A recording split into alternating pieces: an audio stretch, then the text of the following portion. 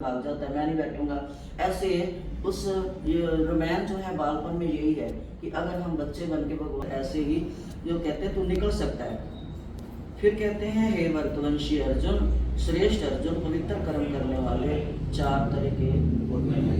एक होते हैं आरती, एक होते हैं अर्थार्थी, एक होते हैं जिज्ञासु और एक होते हैं ज्ञानी। हे अर्जुन, मेरे चार तरह के भगत हैं।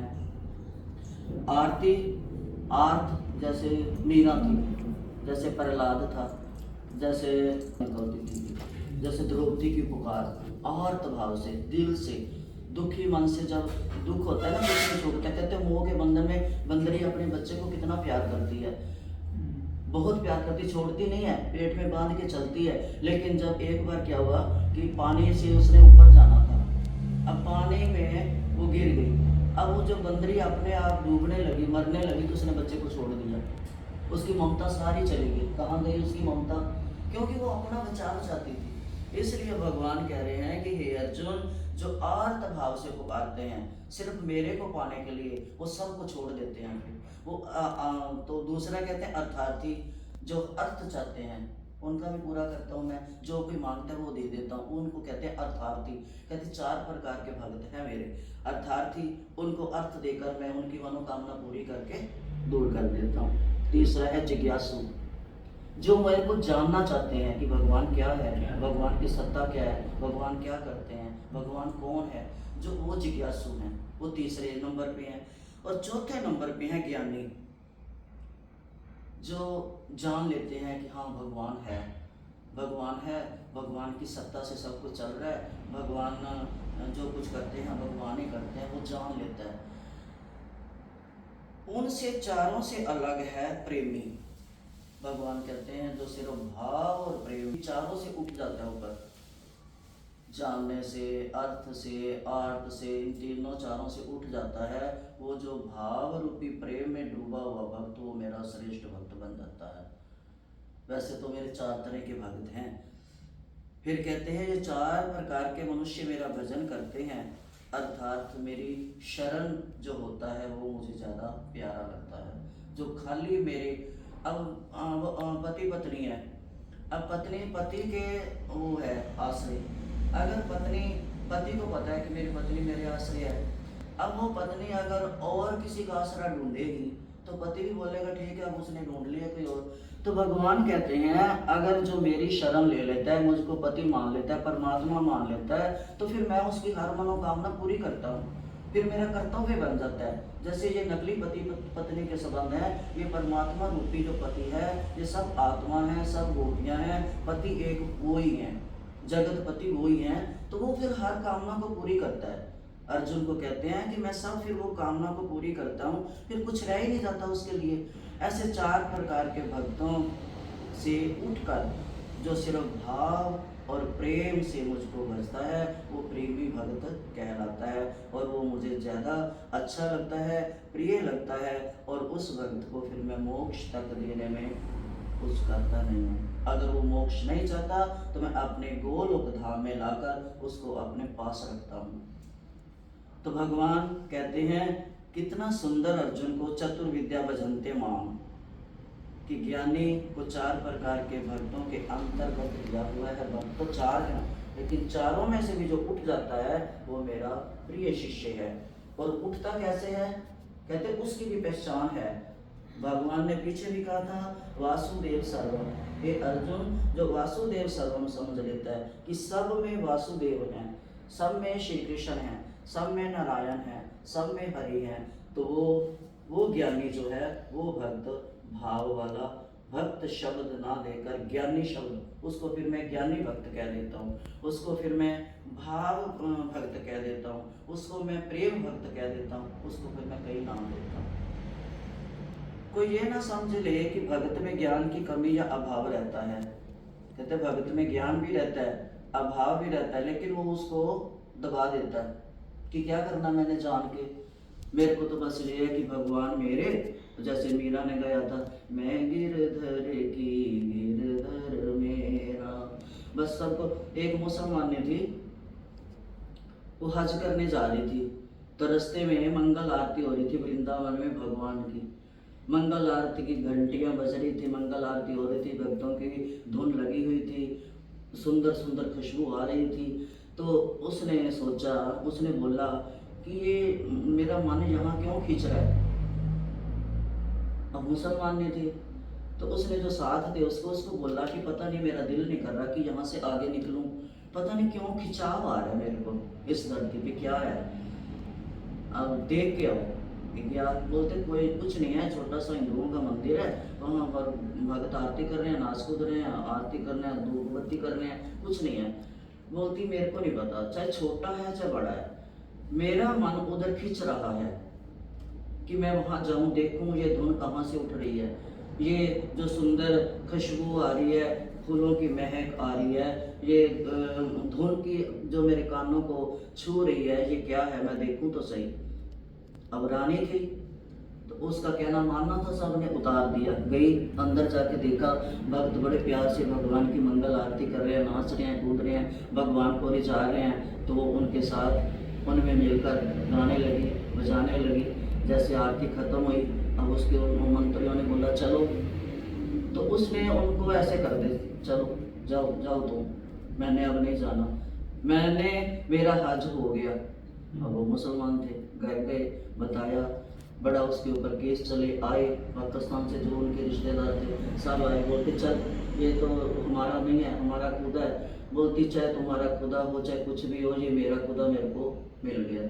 तो फिर उसने बोला था, उसने अपना एक गाया था, उसके बहुत भजन है, अब भूल जाती है ना, उसने ये गाया था, ना रोको मुझे दुनिया वालों, ना रोको मुझे दुनिया वालों, प्रभु के दर पे रहने दो, प्रभु की बन कर प्रभु की महिमा उसके सामने गाने दो, ना रोको मुझे दुनिया वालों, उसके दर पे रहने दो, मैं तो हो गई उसकी ही, अब उसकी ही बनी रहने दो, ना रोको मुझे दुनिया वालों। तो एक भगवान की ऐसी शक्ति है, जिसको खींच ले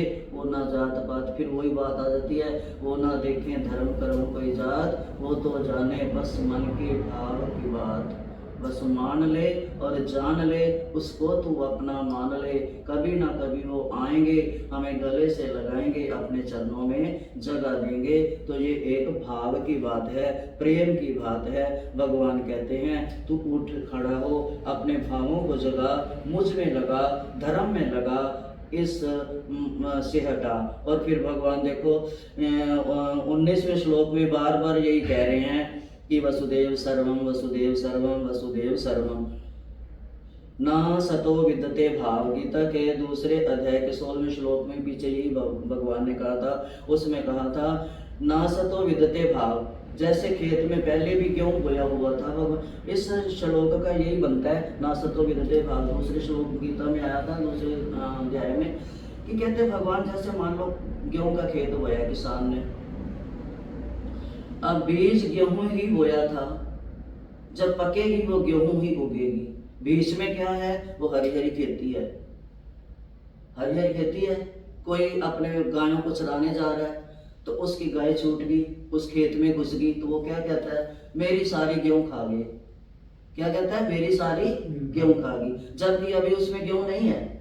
गेहूं के दाने तो पहले बोए थे, पकेगी तो फिर गेहूं बनेगा, लेकिन वो बोलता है कि मेरा सारा खेत गाय खा गई, गेहूं खा गई। ऐसे ही भगवान कहते हैं कि मैं, वो जो गेहूं है पहले भी थी, पकने के बाद भी गेहूं है, ऐसे ही मैं संसार के पहले भी था, बाद में भी हूँ। हे अर्जुन, तो बस ये जान ले, ये एक मेरी प्रेम लीला है। एक से दो हो जाते हैं, दो से एक, ये मेरी लीला है। ज्ञानी त्वात्मेव में धर्मतम, बस ज्ञानी वो है जो मेरी इस लीला को जान लेता है। कई उदाहरण देकर भगवान गीता में समझाते हैं अर्जुन को फिर कहते हैं कि जो जो बहुत से जन्मों के अंतिम जन्म के अर्थात मनुष्य जन्म में सब कुछ परमात्मा ही है, ये समझने वाला सिर्फ यही जीव है मनुष्य जन्म में। बाकी गाय कुत्ता बैल सब जोनियों में खा रहे हैं, पी रहे हैं, सो रहे हैं, बच्चे पैदा कर रहे हैं, क्या नहीं कर रहे वो। लेकिन भगवान कहते हैं कि मेरे को जानने के लिए, मेरे को मानने के लिए, मेरा बनने के लिए, अपना बनाने के लिए सिर्फ एक मनुष्य जन्म है। कहते हैं ये जो जन्म है, ये ज्ञानवान जो जान लेता है वो मेरी शरण में आ जाता है, अगले जन्मों के आवागमन को मिटा देता है। तो कहते हैं बस ये सोच कि वासुदेव सर्वम, वासुदेव सब में है। तो आगे कहते हैं भगवान, परंतु उन कामनाओं से जिनका ज्ञान हरा गया है। अब ये सोचो, अगर हमारी जो कामना है, कोई कामना पूर्ण ना हो तो क्रोध आएगा, घर में क्लेश होगा कि ये नहीं हो रहा। उस क्लेश की वजह से जो हमने कुछ अच्छा कर्म करना था वो घड़ियां बीत गई। भगवान कहते हैं वो घड़ियां बीत गई, अकिंचन मात्र भी भगवान का प्रेम हम ना पा सके। किसके लिए? उस कामना की पूर्ति के लिए। तो भगवान कहते हैं कामनाओं से जिनका ज्ञान हरा गया है, ऐसे मनुष्य अपनी अपनी प्रकृति अर्थात स्वभाव से निरंतर होकर उस अर्थात देवता उनके उन नियमों को धारण करते हुए अन्य देवताओं की शरण हो जाते हैं। जैसे एक था, वो माता की मूर्ति को बहुत मानता था। अब देखो, भगवान को मानना तो हमने अब शुरू किया है, लेकिन जो हमने पीछे कर्म किए हैं उसका दुख भोगने का तो पहले बीज बो के आए हैं ना। उसको कुछ दुख हो गया, कोई मेरे जैसा गया तो बोलता है इतना तो माँ को मान रहा है, माँ ने तेरे को ये कष्ट दे दिया। देख मेरे गणपति, तब गणपति उत्सव चल रहा होगा, तो मेरे गणपति देख 1 मिनट में मेरी मनोकामना पूरी कर देती हैं। अब उसकी बातों में आ गया माता की मूर्ति को एक तरफ लटका दिया, बोलता फेंकना भी क्या है, फिर भी माँ है, ऊपर टांग दिया और बाजार गया, गणेश की मूर्ति लाया, बहुत सुंदर मंदिर में विराजमान की, जहाँ पर माता की मूर्ति रखी थी। अब धूपबत्ती करे पूजा तो वैसे ही करे। अब जब उसने अगरबत्ती जलाई मेरे जैसे मूर्ख ने, तो वो धुआं तो ऊपर जाना ही था। अब धुआं जैसी था माता की मूर्ति की तरफ, उसको गुस्सा आ गया, माता की मूर्ति उठा के परे कर दी। तूने मेरी कामना पूर्ण नहीं की, तू खुशबू कैसे ले सकती है? और माँ बोल पड़ी, माँ बोलती देख आज तूने जाना कि ये ले रही है मेरा धुआं, मेरे धूप का धुआं ले रही है, आज तूने जान लिया ना। आज समझ, आज तूने जाना कि मैं मूर्ति है। इतने दिन तूने माना नहीं था कि ये मूर्ति मैंने घर में रखी है, तूने माना नहीं, मैंने जाना नहीं, आज तूने माना है, मैं बोल पड़ी। तो ये है कि हम लोग जो हैं अपने ईश्वर को 2 मिनट में छोड़ देते हैं। 2 मिनट में भगवान ने क्या किया हमारे लिए? क्या किया? अच्छा पति ने दिया, अच्छे बच्चे ने दिया, अच्छा पड़ोसी ने दिया, धन नहीं दिया, पहनने के लिए कपड़े नहीं दिए, मकान नहीं दिया, छोड़ देते हैं। तो ये भगवान कहते हैं अर्जुन को कि जिसकी कामना पूर्ण नहीं होती उसको गुस्सा आता है और वो फिर बदलता जाता है, अपने कर्मों में बंधता जाता है। जो ये सोचता है कि जो भगत, फिर वो कहता है फिर भी मैं उन पर दया करता हूँ। अगर कहते हैं ना, ये है 21वां श्लोक, तो क्या कहते हैं भगवान, यो यो याम याम तनु भक्ता श्रद्धाने अर्चितुम इच्छति तस्य तस्याचलाम श्रद्धाम तमेव वेदधामय अयम्। कि जो भगत जिस देवता का श्रद्धा पूर्वक भजन करता है, माता का, शिव का, राम का, तो कहते फिर मैं उसी देवता में आकर उसकी मनोकामना पूर्ण कर जाता हूँ कि कहीं मेरे भक्त का दिल टूट ना जाए, इससे इसकी श्रद्धा हट ना जाए। फिर भी कितना दयालु है कि वो कहता है मैं कर जाता हूँ। इसलिए वो कहते हैं संसार में प्राय देखा जाता है कि मनुष्य दूसरे मनुष्य को अपनी तरफ लगाना चाहता है। वो ये नहीं सोचता नहीं इसमें विश्वास कर, तूने इतनी देर की है ना, तेरे कर्मों के कारण कोई दुख मिला होगा। वो ये नहीं कहेगा छोड़ इसको, फेंक बाहर मूर्ति को, दूसरी ले आ। वो ये कहेगा कि नहीं तेरे में कोई कमी आई होगी या फिर तेरा पिछला कोई कर्म आगे आया होगा। भगवान में कोई दोष नहीं है, भगवान किसी का बुरा भला। जब हम नकली माँ बाप हैं, थोड़े दिनों के लिए बच्चों के लिए ड्यूटी मिली है, हम उन बच्चों के लिए कोई गलत कर्म नहीं कर सकते। तो जो हमारा असली माँ बाप है, जिसने थोड़े दिनों के लिए नाटक करने के लिए यहाँ भेजा है, फिर हम वापस जाएंगे, वो जो असली माँ बाप है वो हमारे लिए गलत कर सकता है? कभी नहीं कर सकता। तो ये है, तो जो समझाने वाले कहते हैं साथी, इसको इसका संज्ञा यही है कि साथी भी अच्छा होना चाहिए जो रास्ते में रुकावट ना डाले। तो ये कहते हैं जो मेरी आज्ञा माने, सर्वोपरि होते हुए भगवान के स्वभाव में ये बात नहीं है कि भगवान किसी की सुनता नहीं है, भगवान किसी को दुख देता है। भगवान गीता में कहते हैं कि मैं तो निर्लेप खड़ा हूँ, मैं तो ऐसे खड़ा हूँ, मैं ना कुछ देता हूँ ना लेता हूँ, तुम्हारे कर्मों का ही तुम्हारे को दे रहा हूँ, लेन देन कर रहा हूँ, खड़ा होकर बीच में तराजू की डंडी हूँ, तोल रहा हूँ। जिसका काम ज्यादा है उसका थोड़ा निकाल रहा हूँ, ज्यादा तो डाल रहा हूँ, ज्यादा निकाल रहा हूँ, काम तो कुछ नहीं कर रहा मैं। तो कहते हैं भगवान ही मनुष्य की श्रद्धा को उसकी इच्छा के अनुसार अन्य देवताओं में दृढ़ कर देते हैं। फिर भगवान कहते हैं जब उनकी कामना पूर्ति, अधिकार और समृद्धि भगवान का ही दिया हुआ मान लेते हैं, धीरे धीरे फिर उनका अपने आप ही जब मन मेरे में आता है, अंतवतु फलम तेषाम। 23वें कहते हैं कि परंतु उन तिच्छा बुद्धि वाले मनुष्यों को उन देवताओं की आराधना का फल अंत वाला मिलता तो है, लेकिन वो नाश होने वाला है। मकान है, हमने मकान की इच्छा थी, मकान मिला, 50 साल बाद 60 साल वो गिरेगा, वो टूटेगा। हमने साड़ी मांगी, कपड़े मांगे, वो फटेंगे, पुराने होएंगे। बर्तन मांगे, वो भी कभी ना कभी घिसेंगे। बच्चे मांगे, वो भी बेटे बहुएं ले जाएंगी, बेटियां जवाई ले जाएंगे। तो जो मिला है हमारे को भगवान से वो अंततः जाने वाला है, वो नष्ट होने वाला है। परंतु भगवान कहते हैं कि जो भक्त मुझे मान लेते हैं, मैं कभी नष्ट होने वाला नहीं हूँ। मैं पहले भी उसके साथ था, जन्म से पहले भी, जन्म में भी उसके साथ रहकर उसकी कामनाओं की पूर्ति करूंगा, और बाद में जब वो मरेगा उसको अपने धाम लेके जाऊंगा, मैं उसको छोड़ता नहीं हूँ।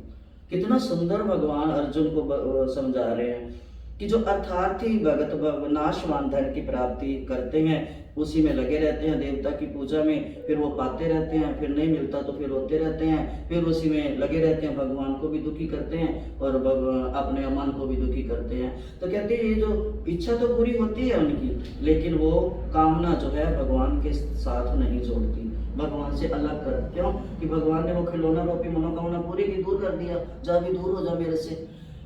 जो भक्ति मांगता है वो भगवान के निकट रहता है, हमेशा निकट रहता है, वो उसको देखना चाहता है, मुरली कैसे बजा रहा है, भगवान की आंखें कितनी सुंदर हैं, कमल है, भगवान का नाम क्यों दिया कमल है ना। भगवान की आंखें जैसे कमल की पांखड़ी होती है, कमल नयन। तब भगवान की नासिका कितनी सुंदर है, भगवान के हाथ कितने सुंदर हैं, भगवान के छोटे छोटे कोमल कोमल पैर कितने सुंदर हैं, भगवान की प्रतिमा कितनी है, वो कितना सुंदर रास रचाते हैं, एक होते हुए भी अनेकों में विद्यमान हो जाते हैं। कहीं एक राधा के साथ हैं, कहीं हजारों गोपियों के साथ हैं। तो भगवान एक से अनेक, अनेक से एक होना कैसे हो जाते हैं, ये भगवान की सत्ता है। और कहते हैं जो इस सत्ता को मान लिया अर्जुन, जो प्राणी भूत काल में हो चुके की चिंता नहीं करता, भविष्य में क्या होगा उसकी चिंता नहीं करता, जो वर्तमान में है उसी के मेरा दिया हुआ प्रसाद समझकर उसी में जी लेता है, वो भक्त मुझे मेरे सिवा कभी भी दूर नहीं होता। और जो ये नहीं जानता वो प्राणी मेरे को जान ही नहीं पाता, वो कभी भी नहीं जान पाता। वृद्ध अवस्था और मृत्यु से मुक्ति पाने के लिए जो मनुष्य मेरा आश्रय लेकर प्रयत्न करते हैं, वे उस ब्रह्म को, संपूर्ण अध्यात्म को और संपूर्ण कर्म को जान जाते हैं। जो मनुष्य आदिभूत आदि दैवत सहित आदि जग के सहित मुझे जानते हैं, वे मुझ में लगे हुए चित्त वाले मनुष्य अंत काल में भी मुझे ही जानते हैं, अर्थात प्राप्त होते हैं। जो चारों अवस्था में, बचपन गया, जवानी गई, बचपन खेल में खोया, जवानी मस्तानी इच्छाओं की पूर्ति में खोया, जब बुढ़ापा आया तो पिछले पश्चाताप की बैठ कर रोया कि मैंने पीछे कुछ किया होता तो आज मेरे साथ ऐसे ना होता।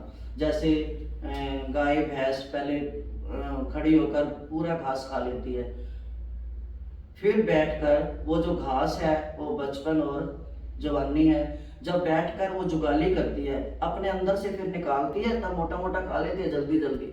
बैठकर जब वो जुगाली करती है वो हमारा बुढ़ापा लगा लो।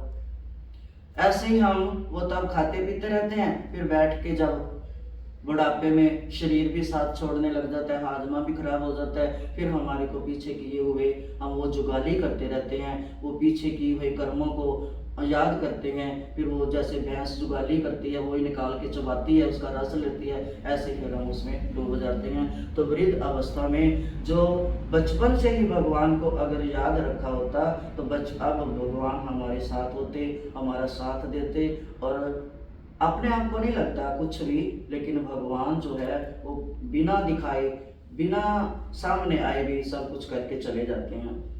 माधोदास था उस भगत का जिस भगत ने सारा कुछ उसके ऊपर निछावर कर दिया। अब नरसिंह भगत था, नरसिंह भगत की कह देते ना भात भराई, नरसिंह भगत की हुंडी तारी। हुंडी क्या है? पहले जमाने में जैसे अब क्या है, चेक बोल देते हैं ना उसको, अब चेक बोलते हैं, जहाँ से चेक भर दिया वहां जाके निकाल दिया। पुराने जमाने में उसको हुंडी बोलते थे, नरसिंह के टाइम में हुंडी बोलते थे। कहते हैं ना नरसिंह की हुंडी भरी। हुंडी क्या थी? ये नरसिंह जो था ये 5-6 भाई थे, ये कंजूस था थोड़ा, बाकी भाई जो थे दान पुण्य करने में, तीर्थ यात्रा करने में, ये कंजूस था। एक बार भाइयों ने सलाह की कि चलो गंगा नहा कर आए। तो बोलता, अब भाई भाई सारे प्रेम बड़ा था भाइयों में, जाते जहाँ जाते थे इकट्ठे जाते थे। तो ये कहता वहां पर, कहते मैंने सुना हुआ है कि जब गंगा स्नान करें उसमें एक टका फेंकना, तब गंगा स्नान लगता है। मैं नहीं जाऊंगा वहां पर, टका फेंकना पड़ेगा। इतना कंजूस था, कंजूसी थी बस इसमें। और तब कहते हैं उस जमाने में इसकी 755 रोकड़ थी, इतना अमीर था उस जमाने में। आज 1 करोड़ किसी के पास उसको अमीर गिना जाता है ना, करोड़पति कह देते हैं, ये बहुत अमीर था, टका नहीं दान करता था। अब भाइयों के साथ जाना पड़ा, मना भी नहीं कर सकता था भाइयों को। गया तो वहां पर कहता मैं तो वहां नहा लूंगा। कहते जैसे हम कहते हैं ना हर की पौड़ी पे नहाएंगे, वहां पर स्नान लगता है, क्योंकि उसी जगह पर बैठकर भगीरथ ने तपस्या की थी, तो वो जल जो है वो शुद्ध है, उसमें स्नान करेंगे। ऐसे ही वो कोई उनका जो जगह होगी, वो कहता मैं यहाँ नहीं नहाता, यहाँ पर पैसा फेंकना पड़ेगा, यहाँ पर भगवान खड़े देख रहे होंगे किसने फेंका किसने नहीं फेंका, मैं वहां पर नहा लूंगा जहाँ पर कोई देख ना रहा होगा, जहाँ पर कोई पांडे नहीं होगा, कोई दुनिया नहीं होगी, जब खाली जगह होगी मैं वहां नहा लूंगा। अब भगवान को पता नहीं, जिसको तारने की आदत है भगवान उसके पीछे लग जाते हैं। मेरे को खुद है कि मेरे को कुछ नहीं पढ़ना, मैं अनपढ़ हूँ, लेकिन भगवान को सुनते थे ना, लंगड़े को पहाड़ चढ़ा दिया, गूंगे को बुलवा दिया, मैं तो वो हूँ। गूंगे के मुख से भगवान ने गीता निकलवा दी। तो भगवान जिसको तारने पे आ जाते हैं, जब गुरु जी आए थे उन्होंने गीता को श्लोक निशान लगवाए, ऐसे गीता जैसे बच्चा, माँ बच्चे को नहीं होमवर्क कराती जितना उन्होंने मेरे को ये गीता पढ़ने के लिए प्रेरित किया, और साथ भी दिया, उत्साह भी दिया। बोलते ये मत सोच, मैं सोचती थी गलत ना पढ़ा जाए, बोलते नहीं तू पढ़, तू बोल, गलत जो है वो अपने आप सुधार लेंगे। अब बच्चे की, जब बच्चे को बोलना नहीं आता, अब बच्चा रोटी को लोती बोलता है तो माँ उसको थप्पड़ थोड़ी मारती है, बोल रोटी, वो समझ जाती है कि लोती मांग रहा है, रोटी मांग रहा है। तो ऐसे ही तू पढ़ उल्टा सीधा, भगवान अपने आप सीधा कर लेंगे। उन्होंने मेरे जैसे अर्जुन की शंख से निकाले, ऐसे मेरे मन से भी शंख से निकाला, मेरे हाथ में गीता दी, पढ़ना सिखाया, उन गुरुदेव को बार बार प्रणाम। तो ऐसे ही कहते हैं कि वो जब भगवान आते हैं, कौन सी बात बता रही थी? हाँ, नरसिंह। तो नरसिंह के तारने के ऊपर आगे भगवान ने उसने पीछा नहीं छोड़ा। अब देखा भगवान कहते इतना इसके पास है, सब कुछ है, किनारे पे आ भी गया है, सिर्फ अंदर एक टके के लिए नहीं नहा रहा। बाकी सब कहते हैं ना, जो भगवान देखते हैं इसमें कितनी कमियां हैं, अगर ये सुधरने लायक है तो भगवान उसकी कमियों को दूर करते जाते हैं, सुधारते जाते हैं। अब भगवान पंडित के रूप में, जो कहता था ना वहाँ पंडित होगा नहीं, पांडे होगा नहीं, देखेगा नहीं, टका दान करना नहीं पड़ेगा, भगवान पंडित बन के आ गए। बोलते टका दे, फेंक इसमें, बोलते टका नहीं दूंगा, बोलते फिर नहाना भी नहीं। अब उसने इतनी जिद पकड़ ली कि मैं टका नहीं दूंगा। तो बोलते ऐसे, कहते अच्छा ऐसे, उस भी मेरे पीछे पड़ गया, बोलते अच्छा ऐसे है, फिर मैं ना तू मेरे जूनागढ़ आ जाइए मेरे घर में, वहाँ टका दे दूंगा। भगवान बोलते ठीक है, तथास्तु। अब उसको ये था यहाँ से पांडे थोड़ी मेरे पीछे पीछे जाएगा एक टके के पीछे, अब वो भगवान थे।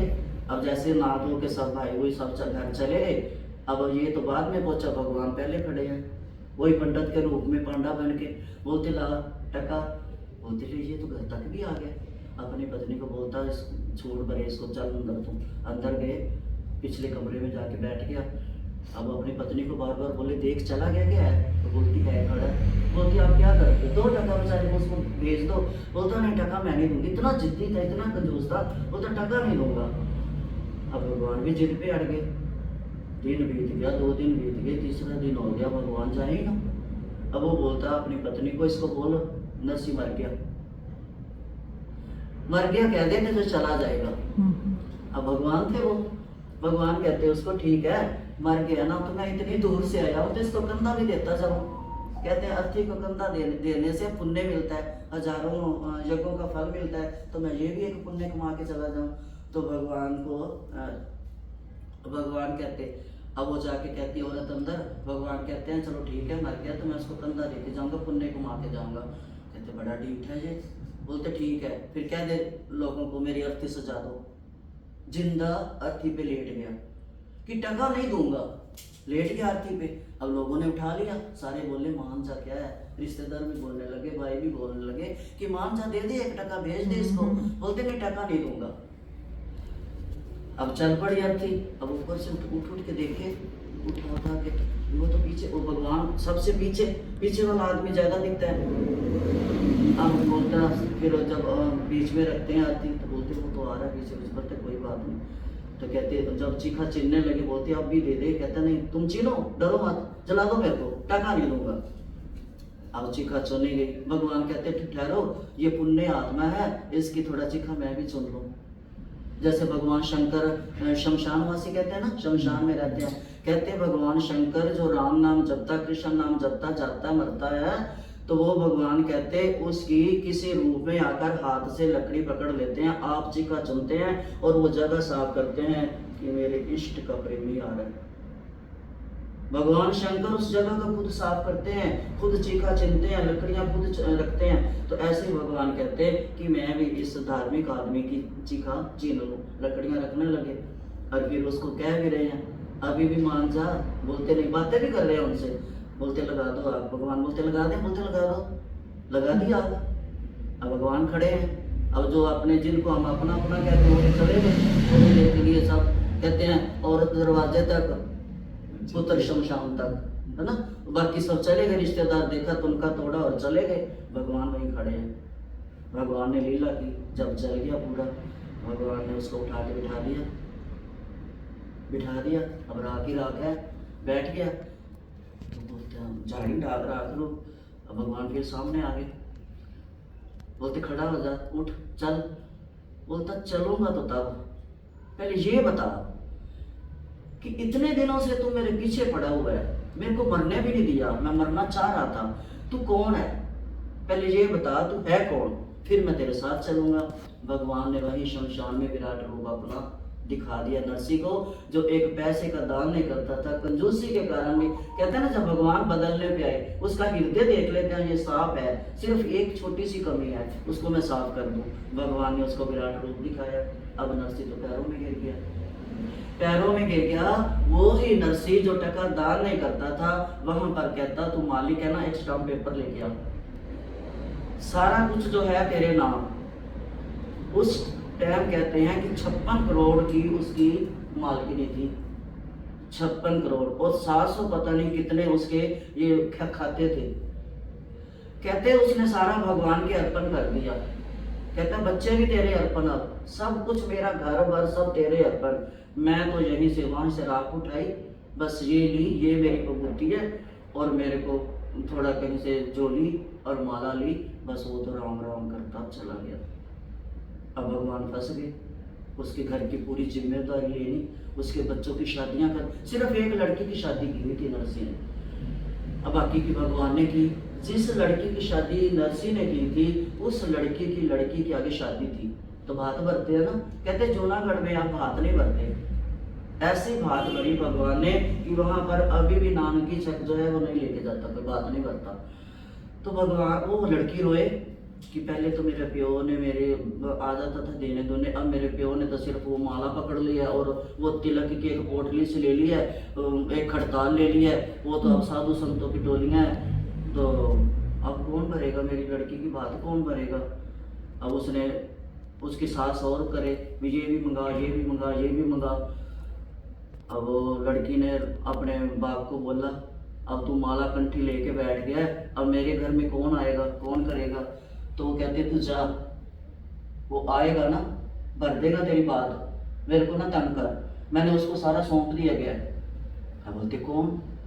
अब भगवान देखो उसकी बेटी का भाई बन के और वो अपनी भाभी बन के उनकी बात करने के लिए, और वो बोले मेरी सास ने, उसने बोला अभी ठीक है, भगवान ने उसको बोला था नरसी को कि अब तेरी बेटी तेरे पास आए, तू भजन बंदगी करियो, उसको बोलियो एक ही समय एक ही पर्ची में लिख दे क्या क्या चाहिए, बार बार नहीं, एक पर्ची में लिख दे। और उसने अपनी सास को बोला, उसकी सास बोली ठीक है। उसने जहाँ पर 1 किलो मेहंदी लिखनी थी बोरी लिख दी, और अपने नहाने के लिए सोने का पटरा लिख दिया। उसने वो लिखा कि इसका बाप गरीब है, उसकी बदनामी करने के लिए। अब ये नहीं पता था कि उसका बाप जो है अब वो अमीरों से अमीर हो गया, जिसका अमीर सेठ से नाता बन जाए, त्रिलोकी नाथ से जिसका नाता बन जाए, वो कभी गरीब रह सकता है। अब बड़ा हुआ, सारे लोग देखे, अब नरसी गया, नरसी को बुलाया, उसने शादी में गया तो सास कहती है इसके आने से तो मेरे घर की वो बदनामी होगी, ये तो भिख मंगा पता नहीं। उसने क्या किया, कहता मैंने ना अपनी लड़की के दोती की शादी में जाना है, मेरे को गाड़ी दे दो।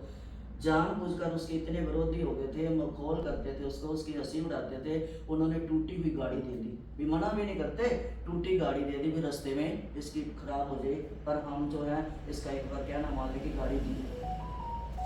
अब रास्ते में गाड़ी खराब होगी, इसने क्या किया, अपने जो साधु संत साथी थे उनको साथ लिया, पीपा भरा चंदन का साथ रख लिया, खड़ताला रखी और माला रखी, बैठ गया और राम राम जपता चला गया। अब उसकी सास ने कहा इसको ना बाहर ही कहीं एक कमरा अलग दे दो, वहीं बैठे।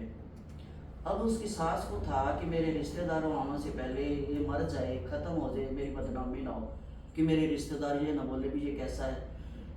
सुबह उसने नहाने के लिए गरम गरम पानी भेज दिया कि नरसी नहाएगा, गरम गरम पानी से चलेगा और खत्म हो जाएगा। अब भगवान थे उसके साथ, भगवान ने वो पानी ठंडा कर दिया। नरसी को पता ही नहीं क्या लीला हो रही है, नरसी अपना क्रियाक्रम कर रहा है, नहा रहा है और अपना पाठ पूजा पे बैठ गया। फिर उसने गरम गरम खिचड़ी बेची, वो भी गरम गरम ही खाएगा, उसका मुंह जलेगा, लेकिन वो भी भगवान ने ठंडी कर दी। भगवान ने ऊपर से घी की धार ऐसे डाली, खिचड़ी ठंडी होगी। भगवान जो कुछ उसका साथ देते गए, साथ देते गए। बाद में जब भगवान ने बोला भी एक ही पर्ची लिख दे, बार बार वो नहीं, भगवान ने पूरा ऐसा भात भरा था, एक घर वहां पर नहीं था। कहते एक रात दिन पूरा सोने की मोहरें बरसी थी, जैसे बारिश होती है ना, उस टाइम रत्नों की और मणियों की और मोहरों की बारिश हुई थी। सब ने अपने अपने घर भर लिए, एक नहीं था। उसको पता चला कि तुम तो है नहीं था यहाँ पर, तो इतनी नरसी ने तो इतनी अपनी बेटी की बात भरी है, कोई खाली नहीं रहा। फिर वो आई उसके पास, कहती है अपने बाप को बोल मेरा भी घर भरे। फिर उसने भगवान से प्रार्थना की, भगवान उस अकेले के लिए फिर घर तो भरा उसका, लेकिन उसने कहा आज के बाद यहाँ पर ये प्रथा मिटेगी कि लड़की के भात के लिए कोई तंग नहीं करेगा। कहते अब वहाँ पर रिवाज नहीं है। अभी हमारे इधर है, लोकल लोग जब हाथ भरने आते हैं, कहने जाते हैं, लेकिन उधर खत्म हो गया, ऐसी बात भरी। तो भगवान जो है नरसी कितने विरोधी थे। एक बार संत आए तो उन्होंने पूछा कोई ऐसा पवित्र घर हो जिसमें हम भोजन पा सकें, हम आश्रय लें। तो किसी ने जानबूझकर बोला हाँ नरसी भक्त है ना, उसके घर जाओ, उसके पास रहने के लिए सब कुछ है, वो आपको स्वागत करेगा। भेज दिया। अब नरसी बेचारा टूटी हुई छन डाली हुई थी, उसमें भी कई सुराख हुए पड़े थे। तो आए तो कहते उन्होंने ये भी ज़्यादा कह दिया शरारतियों ने कि नरसी बोलेगा ना मैं सेठ नहीं हूँ। कहते यहाँ का सेठ है नरसी, वो बन के भिखारी सा रहता है, वो बोलेगा आपको ना मैं सेठ नहीं हूँ, मैं सेठ नहीं हूँ, आप मानना मत। उसका स्वभाव है बोलना, जिद पकड़ लेना, नहीं हम तेरे घर नहीं रहेंगे, इतना सिखा के भेज दिया। अब नरसी बेचारा तो सच बोल रहा था कि ना मेरे पास कुछ नहीं है। बोलते नहीं हम तेरे पास ही रहेंगे। चलो रहे। भगवान ने उनको खाना पीना सारे उसकी बंदोबस्त कर दिया। तो जब भगवान वो जाने लगे संत, तो बोलते कि उनको किसी ने रास्ते में धन दिया था।